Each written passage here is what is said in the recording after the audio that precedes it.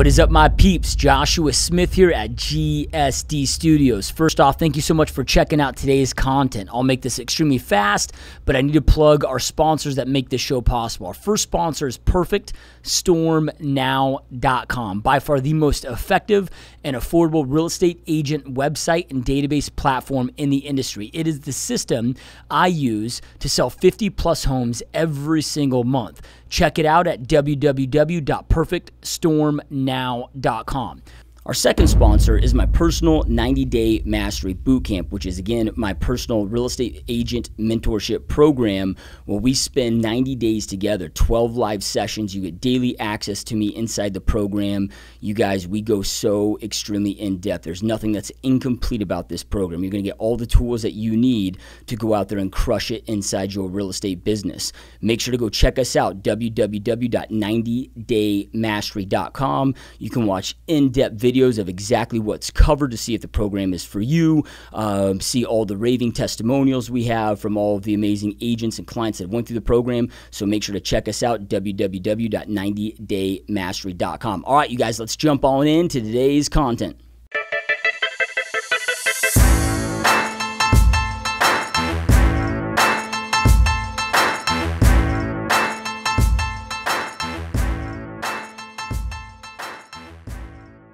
What is up, my peeps? Joshua Smith with another GSD Mode interview, where every single week we interview top entrepreneurs and just straight up top badasses that are out there choosing to dominate their space and create amazing success for themselves and their families and not live a life of mediocrity, right? So today, guys, we got a special guest on the show. This is actually a repeat guest. We had Todd on, I don't know, about a year or so ago. I wanted to ask Todd to come back on because this guy's just brilliant at what he does. And it's something that we don't talk a lot about in the podcast. We interview a lot of entrepreneurs. We talk about how they built that success and how they built large revenue streams. But we don't talk a lot then about, okay, well, then what do you do with this revenue? How do you create future wealth so eventually you can retire or be in a position to retire? So then maybe you're like me, retirement's like the only curse word in your language. However, I want to continue working because I want to work, not because I have to work. And it's scary what's happening out there today. I heard a recent statistic that only 2% of Americans can retire at the age of 65 without being reliant on their family to take care of them. Right? Pretty scary stuff. So today, you guys, our guest, again, we had a podcast interview a while back. We'll have a link to it below so you can check out Todd's first interview, if you haven't seen that yet, where we go through his story and how he built his wealth and created his wealth and doing what he's doing. So we'll link that. But Todd was really created his wealth as a hedge fund manager, but was able to create enough wealth and be smart enough with that where he was able to retire at the age of 35. And today he provides advanced retirement planning, education, a lot of great content out there of what works, what doesn't work, and how to go out there and do this at financialmentor.com. So stoked and honored to have Todd Tresidder back on the show. My friend. Right on. Thanks for having me on the show. Yeah, no, I'm excited, dude. So, yeah, 2%, man. 2% already at age 60, huh? Yeah, so it was like 2% can retire without being reliant on, let's say, their kids or their family to take care of them. And that's after you factor in Social Security, you factor in, everything, right? And then it was something like, and I'm pretty sure I've got this right, but it was 65% of 65 plus year olds have less than $25,000 in retirement. Yeah, that comes from Employee Benefit Research Institute, right? Yeah. Yeah, those stats are just mind-numbing, because, all around you see evidence of wealth. You see people driving flashy cars. You see, people out in restaurants and businesses booming. You see all these things, and yet you see the data of what people actually accumulate in terms of real wealth that can support you when you're no longer working. And the data is just mind-numbing. It's like people are just blowing it. The reality is, almost everybody listening to this podcast has enough money passing through their hands in their lifetime that by age 60, they should be financially secure. The only reason they wouldn't be is if they didn't manage their wealth properly, or I should say that they didn't manage their finances properly. Yeah. Yeah. And like you said, really success is always in the planning, right? And I don't think a lot of people have. And priorities. right? The Yeah. planning reflects the priorities, right? You have to first decide you care enough about it to do something about it and create it. Yeah. Yeah. You know? And getting clarity of kind of what your future to look like. Like I get asked a lot, like, man, how do you get your wife, just as an example, to buy into you working 80 plus hours a week? And I'm like, well, we have lots of conversations. We have conversations like, when we're grandparents and we have grandkids, do we want to be in a position where we can jump on an airplane and see our grandkids whenever we want to? Or do we want to be like most grandparents that maybe their kids and grandkids live out of state, where maybe they're limited to only seeing their grandkids once a year? Like what does that future look like? And I think people are just so stuck in the immediate that they don't think 20, 30, 40, 50 years ahead and don't have those conversations to get clarity on that. Well, I actually have a post on my site that talks about that. I'll send you the link so you can link to it in the show notes. But basically, where this first came to light was in the stop smoking studies, where you can pound people all you want about stop smoking, right? Just like we can talk about, well, you need to build your wealth and you need to prioritize it in your life. Well, you pound people about stop smoking all you want, and people will just snub you and say, yeah, I heard it 1,000 times before. I don't give a damn. Right. And then, but the studies are amazing when somebody's actually in the hospital and they're facing severe health issues and it has like real consequences right in front of them right now.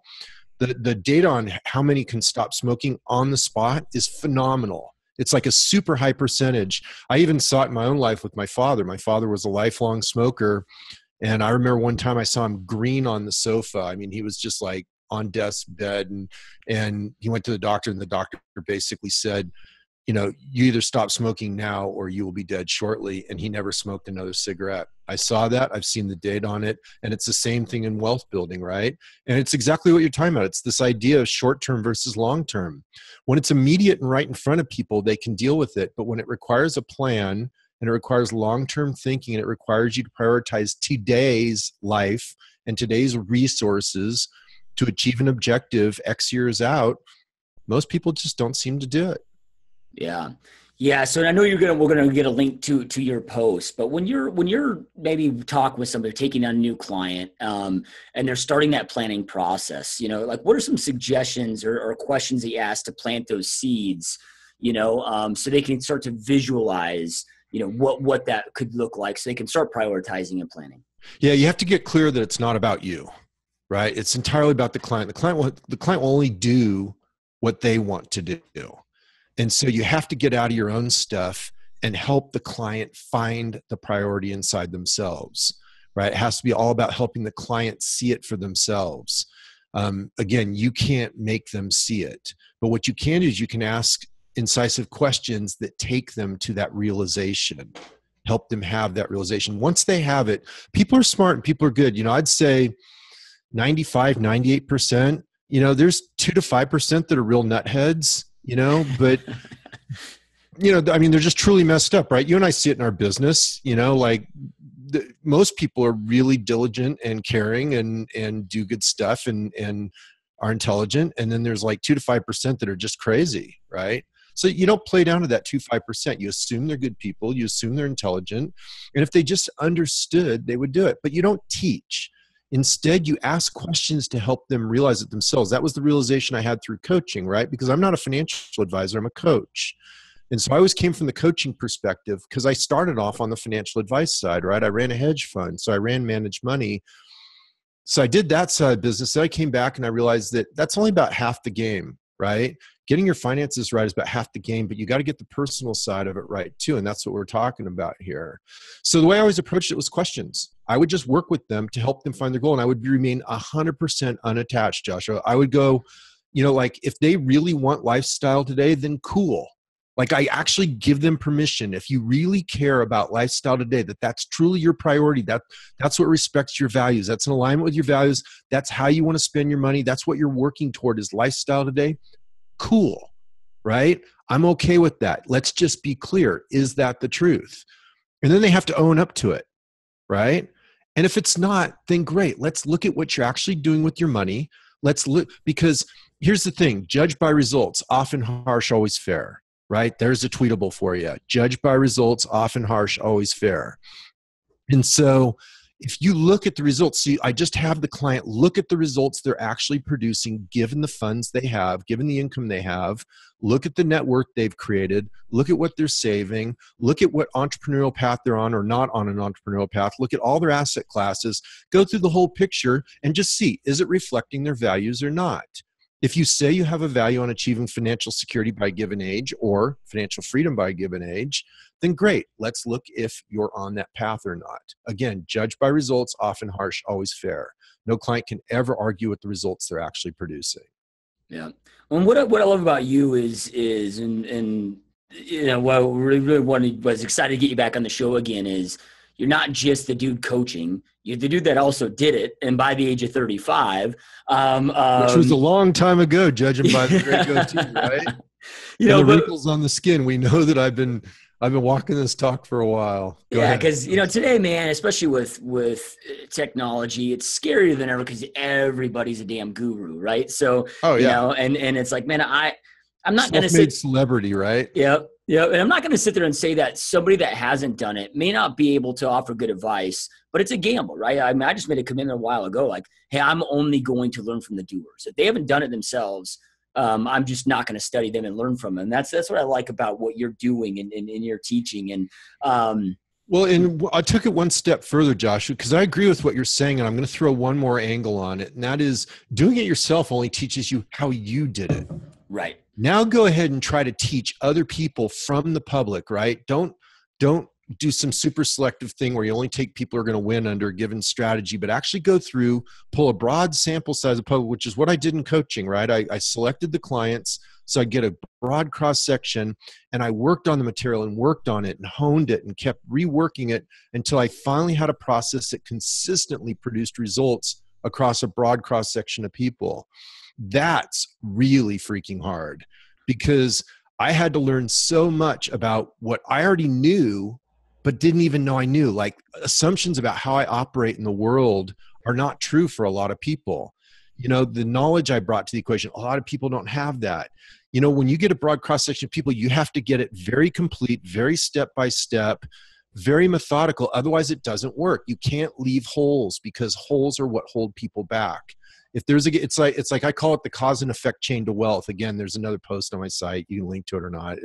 But in a nutshell, the cause and effect chain to wealth says that your success will only be as strong as your weakest link, right? You can think of it like a chain where a weak link will snap and the whole thing snaps, or you can think of it like a three-legged stool, right? Where if one of the legs is weak or wobbly, the whole stool is worthless, right? Yeah.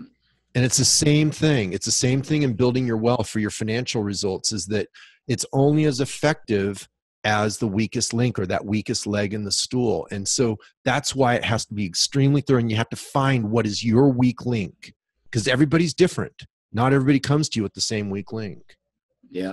Love it. So then, all right, so going back to, you know, some of these stats that I read, but it was, you know, when we looked at it, and these were stats for Americans, but it's like, you know, roughly 50% of Americans have, and a combination of all of these, student loan debt, medical debt, credit card debt.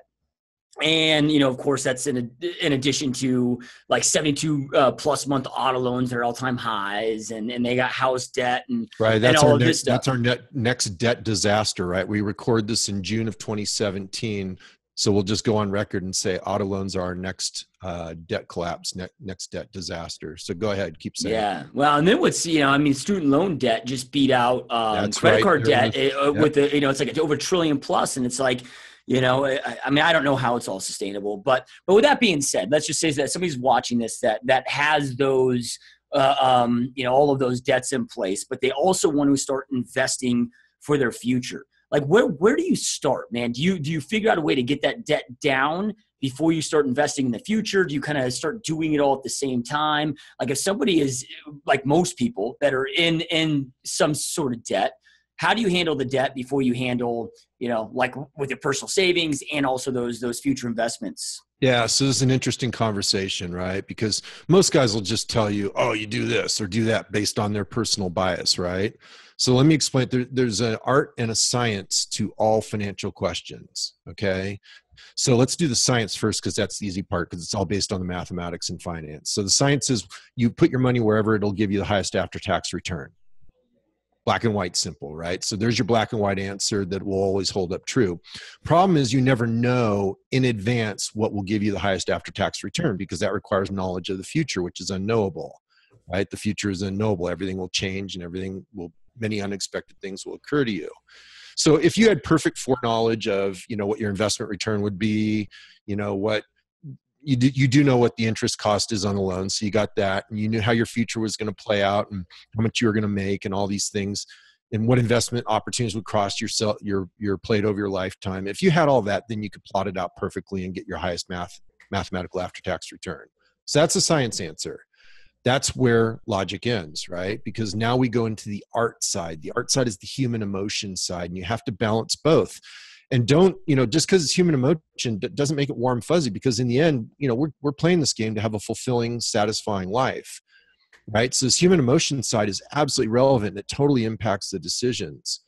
And so some people will have a massive preference for being out of debt, okay? Other people don't really care. It doesn't bother them. They're happy to float the debt because it's got a lower after-tax cost. They can deduct it if it's mortgage debt, that kind of thing. And so they can rationalize it, and they're fine with the debt. And they also don't mind the leverage in their income statement. Okay, so let me go through the leverage idea. When you have a lot of debt, let's equate it to a business. Okay, if you're analyzing a company, your personal finances, basically, I teach a concept called U Inc., where you want to run your finances like a business, right? You want to run it like you're a corporation, because those are smart policies for running finances, right? And so you look at, so you can always come back to analogies in corporate finance in order to apply it to your personal finance. So the analogy of your question in corporate finance is you're looking at a company that has high operating leverage because they have a high debt to equity ratio. And that's a much riskier business to invest in than one that's operating primarily from the equity side. Because what happens is small changes in earnings have outsized or leveraged relationship to profits, okay? And so you know that in your personal life, right? If you have a high amount of debt and a lot of your earnings are going just to servicing that debt, little tiny changes in earnings will have a disproportionate percentage change in your savings, right? Because you can go, if you're only saving $100 a month and you get a $500 raise, you've suddenly 5x'd your savings rate if it all went to savings. Are you following me, Joshua? Yep. Okay. So taking that back now to the art and the science side, what I was talking about earlier, we already know the science, and I was talking about this highly leveraged thing. That can make a lot of people uncomfortable. It also varies with where you are in the life cycle of your wealth building, right? So the way it'll usually come down, let me give you the final answer, the way usually people deal with this, is if you're late in your life cycle of wealth building, which means you're already financially independent or you're approaching it, then you will tend to avoid leverage, which means you'll tend to avoid debt. You'll pay down debt. That's why you see a lot of retirees will pay off their house before they retire, and they'll make sure they're out of debt with their cars, things like that. Because what that does is that stabilizes your outcome. It makes you less risky. And when you're looking to retire, when you're at the later stages of your wealth building, you don't want the instability, right? And so a lot of my clients call it taking a knee, like the analogy from football, right? When you try to take a knee and get the fair catch, okay? Whereas somebody younger, they're going to go for the leverage, right? Because they're trying to build wealth. They're in the early stages of their wealth building equation. They're willing to accept the risk. They got longer to play out that risk and turn it into a profit. And frankly, they're risking less because they're not risking their entire fortune, right? Because there isn't one yet.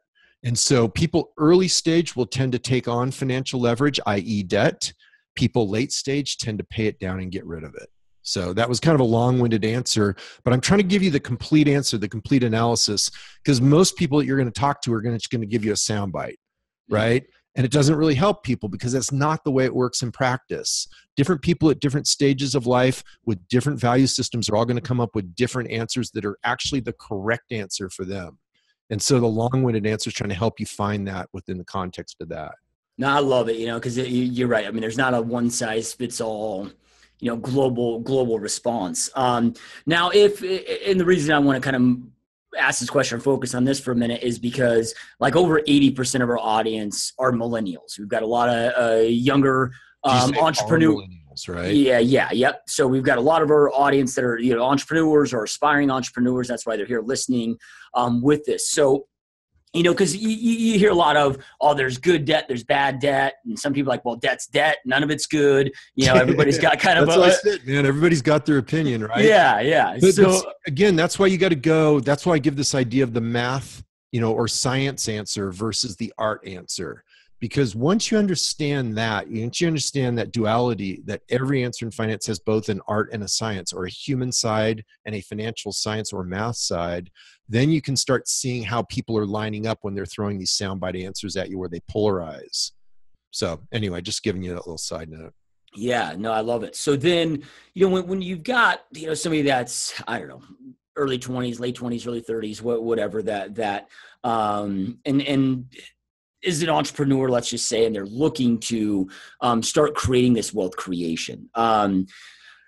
Going back to kind of the debt issue, and you talked about, if you're younger, typically you might leverage debt a little bit more, like, and I don't know, again, if there's no one size fit all answer here, but I mean, is there, like, what is some of that acceptable, okay debt? And then what's some of the stuff that will just totally crush people from being able to go out there and create that future wealth? The black and white distinction that's really easy to make is income producing debt versus consumer debt. Right. So if you buy an asset with debt, so this goes back to the, Robert Kiyosaki popularized this decade ago plus, the idea of good debt, bad debt, and people are just quoting it since without giving him credit. But good debt is, defined as debt that puts more money in your pocket than it takes out, right? So it's positive cash flow debt. So a common example would be, let's say you find a rental house or a rental property where net of the debt service, it puts cash flow in your pocket. That would be defined as good debt, right? But you could also apply it in your business, right? So let's say that you're not in the manufacturing business, and neither am I, but let's say we're in the manufacturing business, we buy a piece of equipment that lowers the cost of production, and forget the production schedule we're on, it net puts cash flow in our pocket, net of the debt service to buy the equipment, right? Like, it just makes things so much more efficient.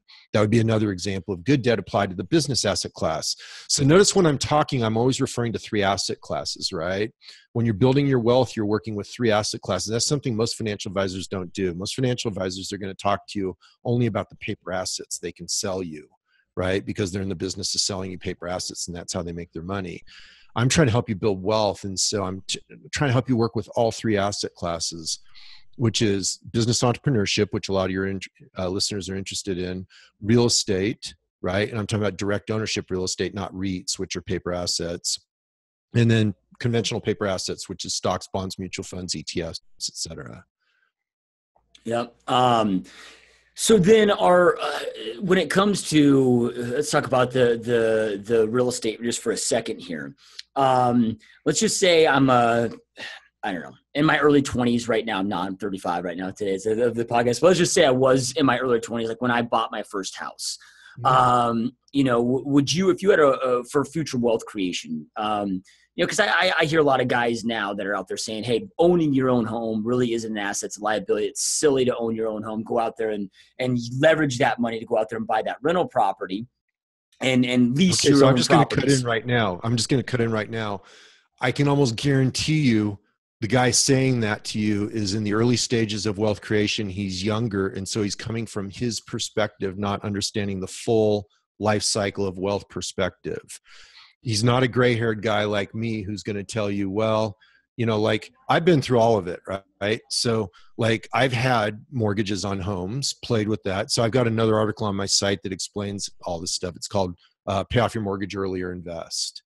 Okay. And it goes in detail through every little issue that affects the decision to pay off your mortgage early or invest, which is what you're talking about here. And so, yeah, you can leverage up with mortgage debt, and it might make more sense early in the life cycle of wealth. But I can tell you a lot of gray-haired people are paying off their mortgage intentionally to stabilize their financial outcome. And so, again, you've got to understand where the message is coming from when people throw you that kind of advice. Yeah. So anyway, go ahead. I didn't mean to, I did mean to interrupt you because I was trying to grab that idea that you're throwing out there, but go ahead and finish what you're saying. Yeah. I guess the question would be more of like if it was somebody that was a first time buyer, anybody that's looking to buy a home that would be looking to acquire that a mortgage for their own home. I mean, would they be better off leasing a property and then using that mortgage to go out there and invest into rental property? Okay. Um, So this ties into the idea that I was just sharing earlier, that when you get in the later stages and you're trying to be financially independent, there's a couple games that you play with your finances. Okay. So I'm just kind of foreshadowing for all the millennials listening so they can see that when they do it, they're just going through a natural evolution process in their finances. And so I generally advocate owning your own home and owning your own cars and all those things. Okay. Even if you have to acquire with debt, pay the debt down, but don't recycle that debt. Right. And so the reason for it, so with cars, I take an exception. Cars are just a straight up expense. They have no redeeming value other than transportation. Right. I mean, if you want to impute your ego into driving a cool car, cool. But basically, cars are transportation. So I advocate, I teach an idea where you can drive cars free for life, which I actually did in my own life. You buy used cars early on when it's not that critical that you have some cool ride. So, but they have long life mileage or long mileage expectations. So, there's cars that'll run 2, 3, 400,000 miles now. They're just so well built. And so you get one with, 50,000 miles on it, but it's 7, 8 years old. For some reason, it's got unusually low mileage. Most of the depreciation is already in the vehicle. Get it at a low cost, say 30 cents on the dollar or something like that of a new one, and then drive that puppy for, a lot of miles. Okay. Get the life out of it before you get rid of it, and then do it again. By the time you've done it with about 2 cars, the savings invested would be enough to give you free cars for life. Okay. Now let's flip it over to housing. Housing's a little different. Housing, a lot of people don't understand, is basically a leverage play on inflation when you use mortgage financing. And so housing works a little bit differently. And what happens when you're trying to achieve financial freedom is there's 2 angles, right? Financial freedom is defined as your total passive income. So income that comes in whether you work or not. Your passive income exceeds your expenses. And so you can work 2 dimensions from the equation. You can either work from the expense side to lower your expenses, or you can work from the income side. Now, when you get low expenses, the financial freedom game becomes very easy. That's why you see most of the bloggers, they're called FIRE bloggers, right? FIRE is an acronym for Financial Independence, Retire Early. Nearly always, as far as I know, I'm the only exception out there. And most people tell me I'm the only exception. They're basically hardcore frugality blogs, right? Because they're trying to work the expense side of the equation because it's so much easier for a salaried person. It's really hard for a salaried person to just jump and leapfrog their income. It's doable, but it's much harder than to say, let me develop a stoic mentality around expenses and lifestyle and find happiness on way less spending. And so you can work either side to achieve financial independence. But what happens is as you approach retirement age, where you're not as interested in the income generation side, you'll find a lot of people will buy down their expenses. And if you haven't already owned a home for quite some time, that's really difficult to do, because homes are in demand and they're very expensive and they don't seem to be going anywhere but, so anyway, I mean, yeah, there's dips and everything, but in general, housing costs generally rise. The trend is generally up over time. And so if you don't acquire that home early on, like I would say one of the few things, Joshua, that I have regrets on is I didn't acquire more investment real estate on fully amortizing fixed rate mortgages when I was younger. I think that's one of the few really true financial mistakes I made. So learn from my experience. I would acquire more real estate, but on the premise, because you're going to have international listeners too. International listeners don't have the luxury of US listeners.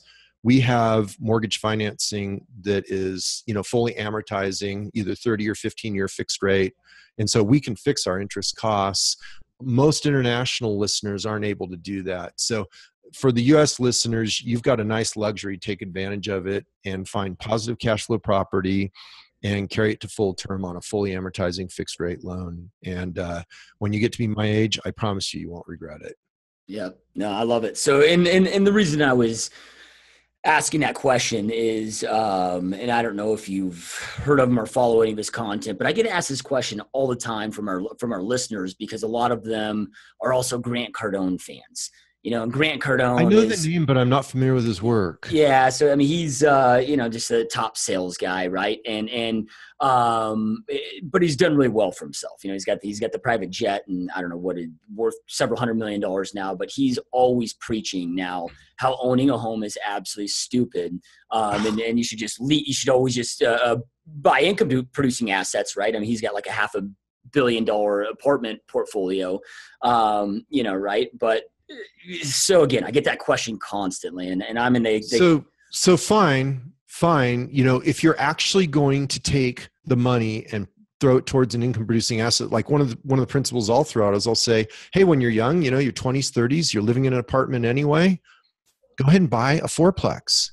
Yep. Right? Get a duplex or a fourplex, live in one unit, become the landlord, learn the landlord business with a small number of units, and start developing your education and your real estate portfolio.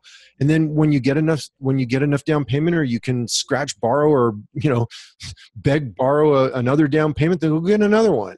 If you're young, it makes sense, right? Because if it can cash flow on a 15 or a 30-year fixed rate, it's only a question of time till you own that thing free and clear, and then you have inflation adjusting outcome you can never outlive.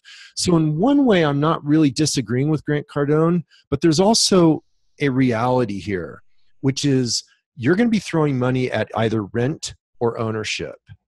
And long-term, government wins with inflation. They have short periods of deflation, but long terms they win with inflation. Now, granted, if there's a perfect substitution effect, if you could somehow throw all that capital against investment real estate versus personal consumption real estate, then mathematically he's right. Okay. But there's also some value in owning your home. Okay. I remember I ran into a guy who's financially independent. Okay. I didn't run into him. He's a personal friend. He's financially independent. He and I went through this. He was espousing the Grant Cardone philosophy, right? And then one day he wrote me out of the blue, and he was being removed or kicked out or whatever by his landlord from the place where he was renting. And it didn't work for his life. He really didn't want to move. It didn't fit into where he was at that point. And I said, yeah, when you own your place, you control your outcome. And that's one of the benefits of ownership. And he said, I get it, Todd. I get what we were talking about before. Before I was all about just the math and all the science. And now I get that there's a lifestyle issue here too. When you own your home, it's different. It's your place, and you can build it the way you want, and you control it. So again, it's not black and white. I mean, I get what he's saying, and I get that it's good media and it's good press and it helps his business because it's an unconventional statement. There's some truth to both sides of it. Yeah. Yeah, I agree. And I think, real estate's so hyper local. Like, I'm in a market where under a certain price point, it's much cheaper to own than it is to rent. Even if you have, even if you take an FHA mortgage with 3.5% down and pay an MI, it's still cheaper to own that to rent. But let's say I get up to like the $1 million bracket, right? Well, it's cheaper to lease on a monthly payment side than that. And if I were to take that $1 million and then buy an income producing asset, that would then cover my lease and more. Yep. So, it becomes so hyper local. And it's the same thing in this market. I'm in Reno. It's very much just a hair's breadth from the California market, if you want to kind of archetype it. And so in Reno, Nevada, we're very much infected by California pricing. And the high-end market on a rental basis makes no math sense. The low-end market, you're better off owning if you can even get one, but the demand's so high you can't even buy them as of this recording. Yeah. It's competitive. And so, those are the numbers. Yeah. And I agree with you. Like one of my big, I don't know if it's a regret, but I wished I would have, if I could do differently, I would have when I bought my first property, because it's just my wife and I, we didn't have kids yet. Yeah. When you brought up that fourplex, like, dude, you could buy a fourplex on an FHA, rent out the other 3 units. And I mean, now we've got 3 young kids and a dog, and that situation doesn't necessarily work. But, for those first-time home buyers, man, I mean, it's such a smart, brilliant idea if you're able to do it. That's something that I know I wish I would have done. You do that 4 times. Think about it. You do that 4 times. Most people spend, 20, 30, whatever the number is, % of their income on the rent, right? And so if you do that 3 times, you pick up 3 fourplexes, eventually your financial security is assured. You just have to carry it to maturity until those loans are paid off. I mean, you have to maintain them and all that, but the game is not that complex. It's not that hard. Remember, you opened up with those horrid statements. That's about as simple gets. Pick up 3 or 4 fourplexes over your lifetime. Hello? Yeah. It's just not that hard, guys. Yeah. Anybody can do it. I mean, I've seen some guys do it, and they are not smart, but they were smart enough to do it. Yeah. Well, and that's the cool thing about it, right? Is you don't have to be like this brilliant person that comes up with this insane strategy, right? You just got to be smart enough to execute on the strategies that have worked so well for so many other people. It's not rocket science. I mean, I just gotta, hey, what's Todd saying? Okay, let me go listen to Todd, and if I'm smart enough to execute on it, boom, I'm going to create that wealth. But that one takes time. Yep. Notice that I caveated that by opening up and saying, man, one of the regrets from my 20s and 30s, I pick it up now. Yeah, I can pick up these units. They'll be paid off when I'm dead. Yeah. And the assets are tied up in it. Cool. But if I'd done it when I was in my 20s or 30s, they'd be paid off now and pumping the cash flow. Much better. Yeah. Yeah. With all the different vehicles that exist out there, and I know you kind of talked about the 3 different pillars or 3 different areas of 3 asset classes. 3 asset classes, right? Yeah. So it's kind of hard probably to say what the best is, because again, there is no cut and dry answer. But I mean, is there something that kind of scares you with the climate that exists out there and the way things are going, where you can be like, hey, here's what more so not to do compared to maybe what to do? Well, okay. First of all, there's no right wrong on asset classes. Each asset class has its own principles. And what you want to do is you want to take the principles of the asset class and match them to the objectives of your wealth plan, as well as the resources and skills you bring to the equation when designing your wealth plan. And so again, these aren't right, wrong answers. And that's, again, what drives me nuts with so many of these interviews is these guys are soundbiting like, oh, the answer to wealth is stocks. This is how I did it, and this is how you're going to do it. Next guy will come along and say, the only answer is real estate, and it's no. Each one has different principles. And so you've got to match it. Like, you can think almost like, okay, Johnny comes into designing his wealth plan. Let's give a real example rather than make fabricated one. Let's say you got a school teacher, right? And his income's limited. He loves his career, and he has some time off each year, right? During holiday breaks as well as summer breaks. And he happens to really enjoy handyman work. Like, he loves fixing stuff up. Okay. And there's people that love to do that. I'm not one of them, but there's people that love to do that. Right. And so this guy is not going to build wealth through just saving his way to wealth, because as a school teacher, he's got limited income. He's already funding his 403B or whatever the thing is. He's doing what he can do on the paper asset side. Conventional planning, it's going to require an entire lifetime to get a medium result. Okay.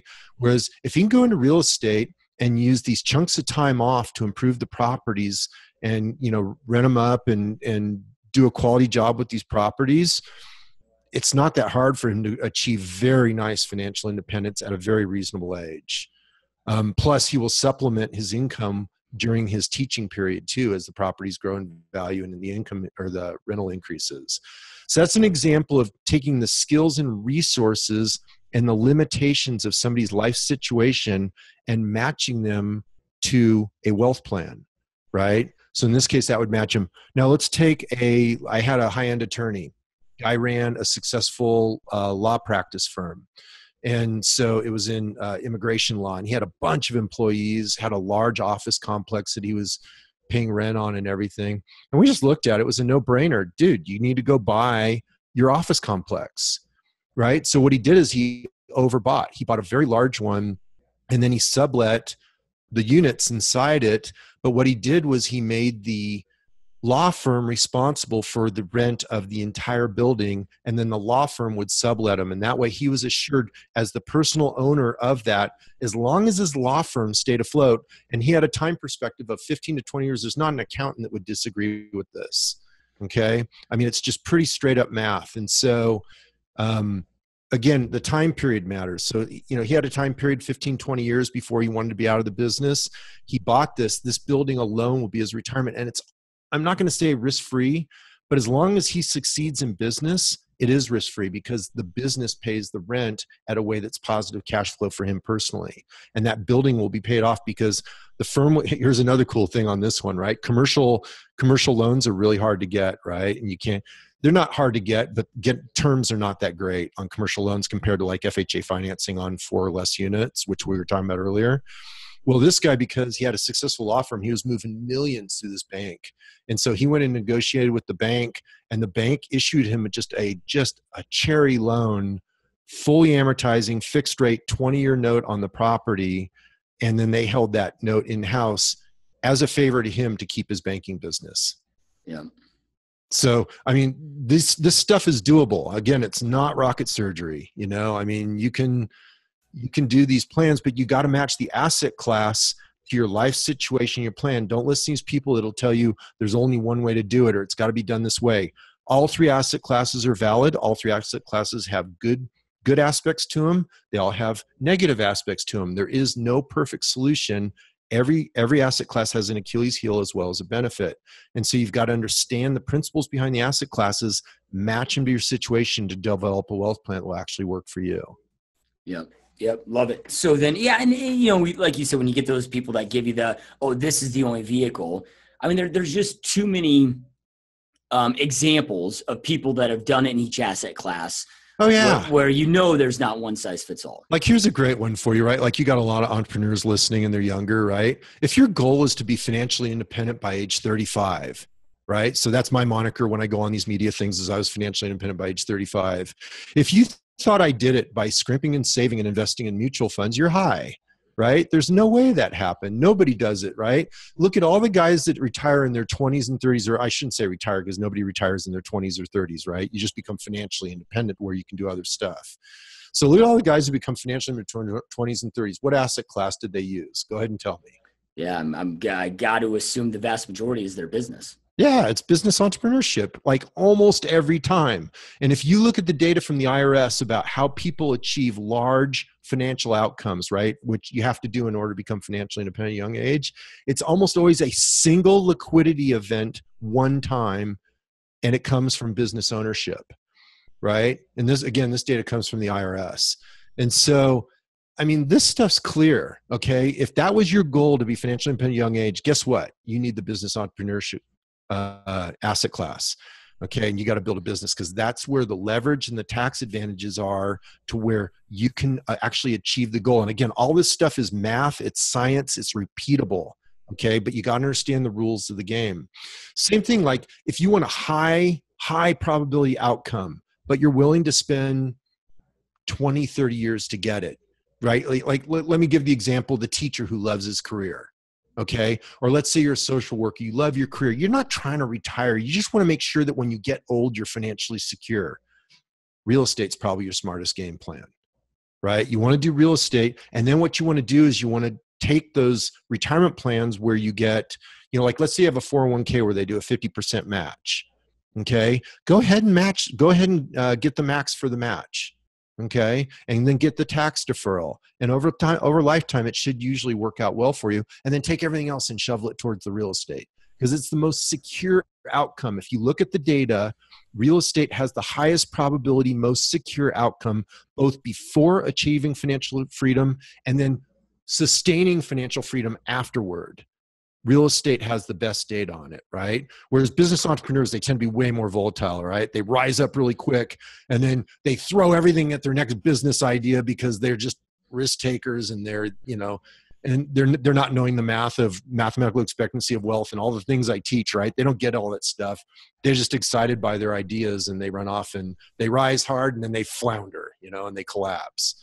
Whereas real estate, very methodical, very reliable, goes up. Paper assets, those can work also. Like the traditional retirement plan that everybody teaches, it's not wrong. It's just slow, right? It takes a lifetime to achieve a reasonable level of financial independence. And so if you're cool with that, if you're cool spending your entire lifetime in a career scrimping and saving, watching your nickels and doing it right, you can achieve reasonable financial independence in a lifetime using paper assets. However, paper assets have strict limits to mathematical growth. Okay, using a conventional low-cost passive index asset allocation portfolio strategy, which is almost universally what's done, whether you go to a financial advisor or you talk to bloggers or anybody. About the only thing taught is conventional asset allocation. If you're going to follow that, there's strict mathematical limits to the growth rate you can expect.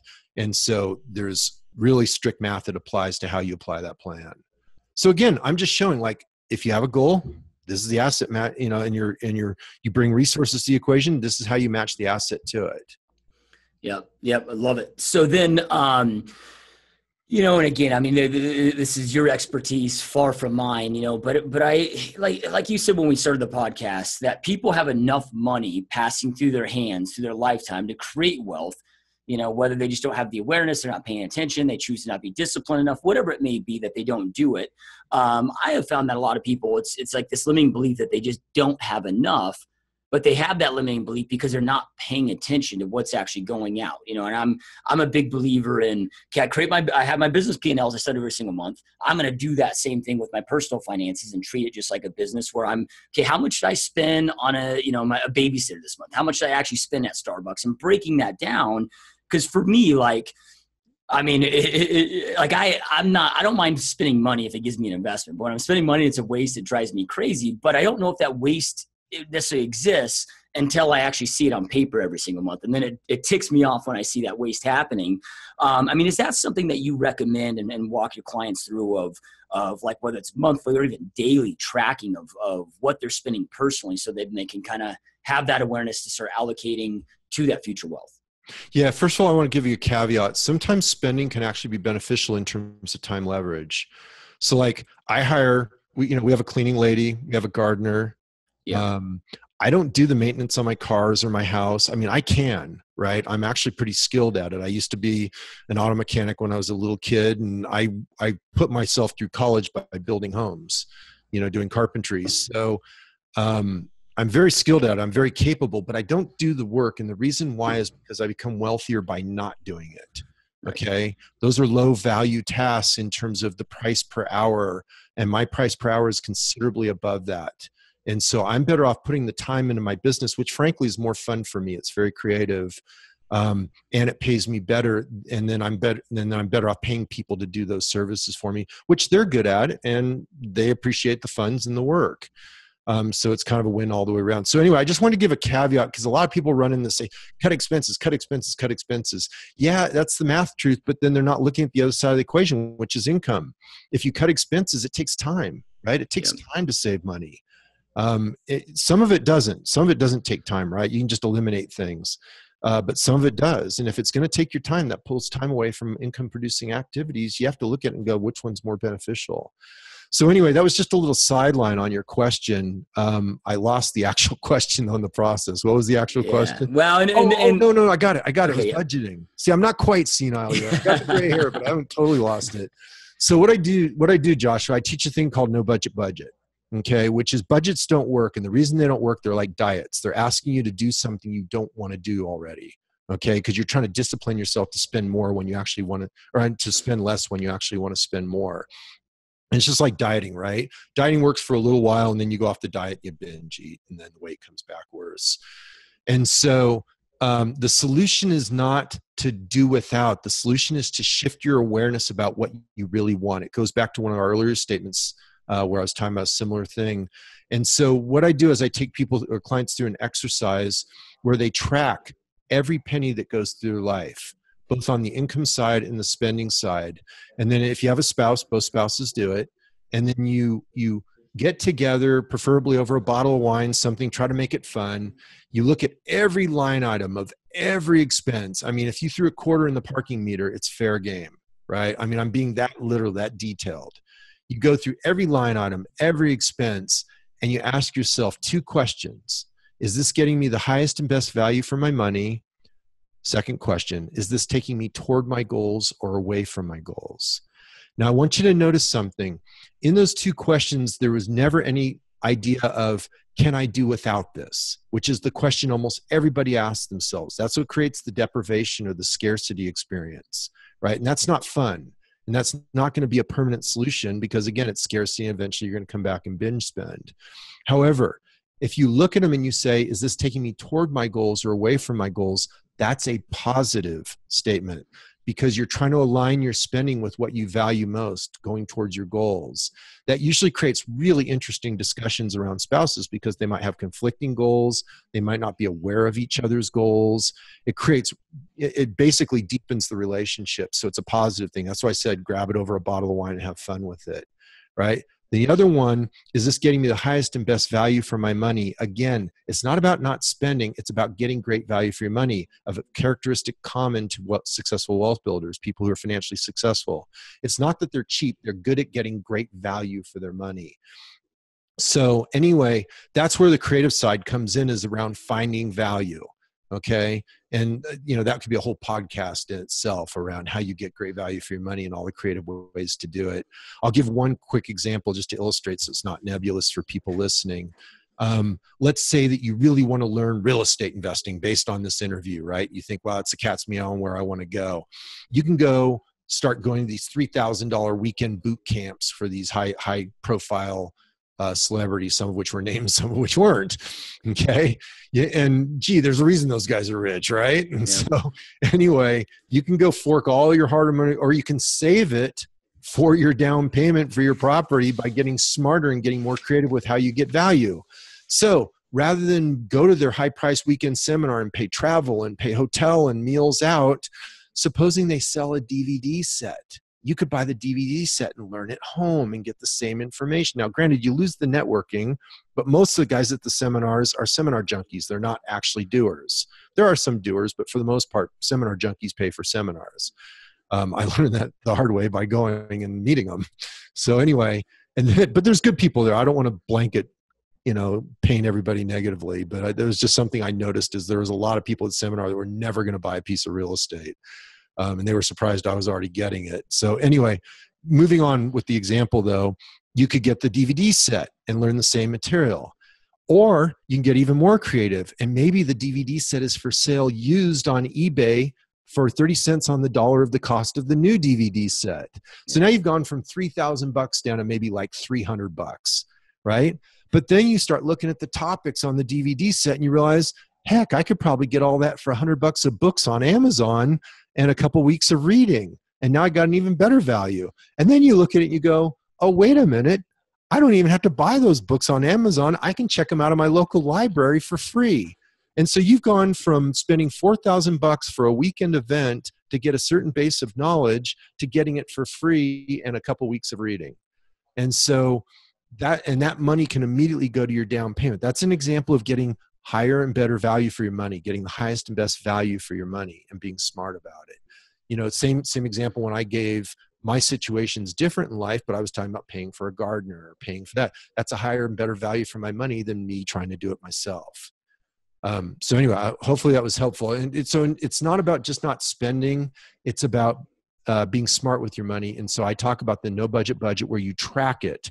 When you track your expenses over time and you follow this formula of asking those two questions, what happens is you begin shifting your awareness around your spending and you align your spending with your values, and that creates a permanent change. And there's no deprivation, no scarcity, because it's totally about you going towards what you want. It's not about you doing without anything.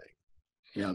Yeah, I love it. I couldn't agree more. It's like, we look at our budget. Yeah, we have a babysitter that comes in weekly, so my wife and I can do a date night. Could we, if we follow maybe the Dave Ramsey philosophy of cutting, every expense, but that also is an outcome that we absolutely want. Like my wife and I need that to work on our marriage. And hey, a date night is a lot cheaper than a divorce. Yeah, exactly. Right. But I also, I love coffee, right? But do I really need to go to Starbucks every single day, or can I figure out a way to have that at home, and right. And flipping that one upside down. I know a lot of home-based entrepreneurs where Starbucks is their office away from home.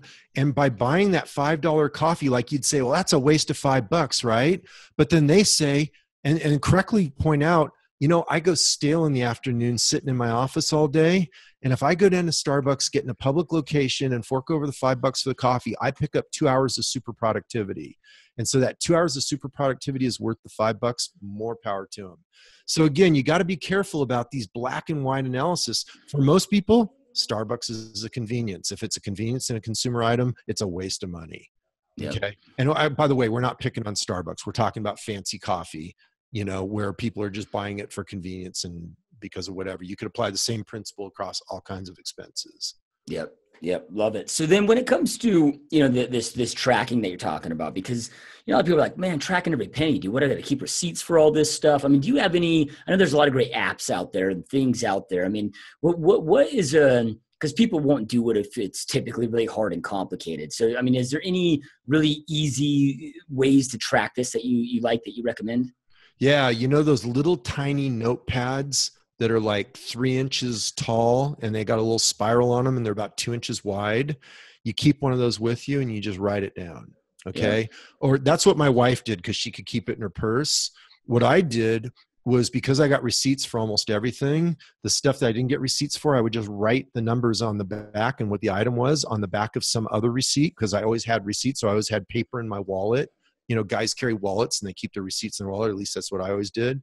And so I would just say, hey, you got a pen or whatever? And I would just grab a pen somewhere. I'd keep one in the car and then I would just write it on the back of a receipt. And then my wife knew when she did the accounting, because again, we run our finances like a business, right? That's exactly what I teach. And so when she would do the accounting for our personal finances, she knew to look on the front and back of all my receipts to get all the expenses. Nowadays, I'm not quite as good with it. I probably blow through a couple $100 in cash a month that is not tracked perfectly. Yeah. And we let that go, but everything else gets tracked. You know, because most of my spending's on the credit card. And frankly, I don't even spend that much. My wife runs the household. Almost all the spending goes through her and she tracks all of that. Yep. Yep. Love it. So then, you know, as far as, you know, cause I'm just, one more thing. Okay. You can do it on a smartphone too. A lot of people, particularly if you have millennials, they'll prefer a smartphone. And so yes, there are apps, or you can use the Notepad app or whatever you want to do. You can track it on your smartphone because you always have your smartphone with you. So yeah, that's perfectly acceptable too. I was just trying to give some really low tech ones that I personally use that were effective. Yeah. Yeah. And there's like Mint and a lot of good free apps out there too. Yeah, you got to be careful though. Okay, here's a problem with it. I'm glad you brought that up. When you try to automate it, you ruin it. Okay, and the reason for that is if you automate it too much, you divorce your awareness from it. If it's all taken care of for you by an app or by some sort of online system, you're not actually shifting your awareness, which is the full objective of that exercise. You have to manually do it. Okay. And I know like everybody wants to automate and make it simple and make it efficient. It's not efficient because it destroys the objective. The objective is for you to wrestle with every expense and ask those 2 questions.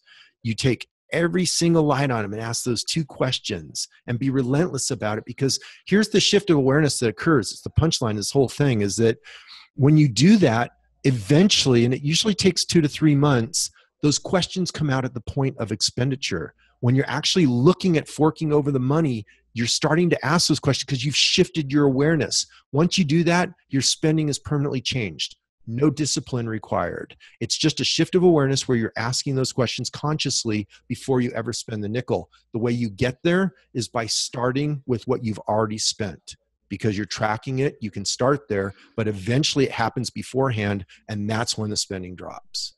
Yeah, it's amazing. The something as simplistic as just writing it down, the accountability it can create. It's like when I was a personal trainer, you know, I always had my clients always do that. I want you to write down everything, because it's like, well, do I really want to write down that I just ate this Snickers bar, right? So yeah, you get to that point where, man, it's just the accountability from it becomes so powerful and it's so effective.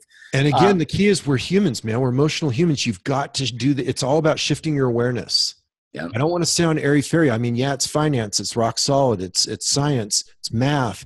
But again, it starts with you. You're the human making the decisions. And so if you want to shift that spending, you have to shift your awareness. You won't do that with an app. I guarantee it. If it's automated, you won't see it and you won't shift your awareness. You have to manually do it. Yeah. Yeah. And what I found with entrepreneurs too, and man, I was as guilty as any human being on this, is we get so laser focused on revenue creation. And I kept increasing my revenue, right? But I was still, it was like I was this high income earner, but I was always broke, you know, right? And then I just got sick of it one day. I remember I got an award where like it was for like Remax, where I had made like $5 million in commissions in X amount of time. And I couldn't celebrate about the award because I'm like, where the hell's the money? I got like 10 grand in my bank account. Like this is a problem, dude. Like, where's this money? And I think entrepreneurs, this is why I, just was excited to get you back on the show is yeah, it's important to go out there and study how to build our business to create that revenue. But that flip side to it is what do we do with that revenue? How do we keep more of it? How do we invest it? Because it's not how much money you make. It's at the end of the day, what are you left with, and how are you investing for that future wealth? And there's two sides there that I think the other side just is almost always missed. I know it was in my life at a high level. So there's actually a term for it. Okay. It's called wealth translation. Okay. And that's another principle I teach in this course. I teach wealth building course. And in there is a whole series of lessons around wealth translation and how you efficiently translate the wealth or the income that you create into wealth. Okay. It's not enough to just make a bunch of money. You have to translate it into assets, and there's efficient and inefficient ways to do it. There's ways to do it right. There's ways to blow it. And you're sharing one where it was a mistake. There's other ways to do it efficiently. And so that's a key component of your wealth plan, is how you translate it from the income column to the asset column. Yep. Love it. So talk to us about your website and about some of the, because I know on your website, I mean, you've got a ton of great free content out there with your blog, but then you have, as you mentioned, some other products and coaching products that you have on there for people to be able to get this knowledge. So talk to us a little bit about that. Yeah. So the website's financialmentor.com. So it's two words all done as one. So financial and then mentor.com, financialmentor.com. And I have some free giveaways. So if you enjoyed some of the ideas in here, I have some free giveaways for new subscribers. I've got a book called 18 Essential Lessons of a Self-Made Millionaire. I also have a free course that goes to new subscribers. It's called 52 Weeks to Financial Freedom. And no, you don't get rich in 52 weeks. I'm not about get rich quick, obviously, but it's what it does is it gives you the whole framework. I have a course series called 7 Steps to 7 Figures. Each course is a standalone course that solves a problem you will encounter as you go through the wealth building process. And so that 52 Weeks to Financial Freedom, what it does is it gives a quick overview of those 7 courses. So you have an understanding of the whole framework. You have an understanding of how all the puzzle pieces fit together, and it's totally free. And then the only course I have available now, publicly available now, is the Step 3 course, which is how to design your wealth plan. And we did touch on a few principles from that course. If people found it valuable, there's a lot more value in the course. And that's publicly available for people. If they go to the website Financial Mentor, you look under the products tab and you'll see the Step 3 course. Yeah, absolutely. So those that are watching and listening, of course, we'll have links to, we're going to have links to Todd's first interview here as well. So you can kind of check out, again, his path, his story, how he was able to create that wealth where he was able to be financially free by 35, as well as links to his website and also the blogs that we mentioned. So make sure to check those out below with that, because this just take it from me, you guys, right? So, I mean, and this is most people, right? I mean, you start making more money. It's like whether you're a physician or whatever, you make more money, you continue expanding your lifestyle, and you're still always paycheck to paycheck, So make sure to take this stuff very seriously and visit Todd's site. So real quick though, Todd, I may have asked you on the first podcast this, but I'm curious to ask you today, knowing everything that you know now, because you were able to have so much success by the age of 35, but knowing everything you know now today, if you could go back to like your 18 or your old self or whatever, when you were kind of first starting that journey, and give yourself a couple pieces of advice of things that you would do differently that would have helped you kind of catapult that quicker, what would those 2 pieces of advice be?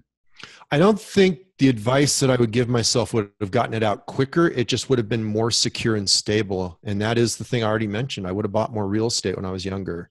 Yeah. I did the whole thing in paper assets. And, I teach all the mistakes I made. I made a ton of them. And I managed to come out the backside fine, but I had a lot more volatility and a lot more hard times than I really needed to have. And it's because of the mistakes I made that, I learned from. And so, as I said in the interview, I would have bought more investment real estate early on when, just as you were saying, when it's just me and my wife or me and my girlfriend, we're living in apartments anyway, we're living in small places. Man, take that money and shovel it towards getting duplexes and fourplexes, get them on fully amortizing fixed rate loans. Of course, it's got to be positive cash flow, and build up that portfolio. I would totally give that advice to my 18-year-old self. Again, I did fine with the other stuff I teach, but it was just not as stable as it could have been. It could have been way more consistent and more lucrative if I'd followed this advice.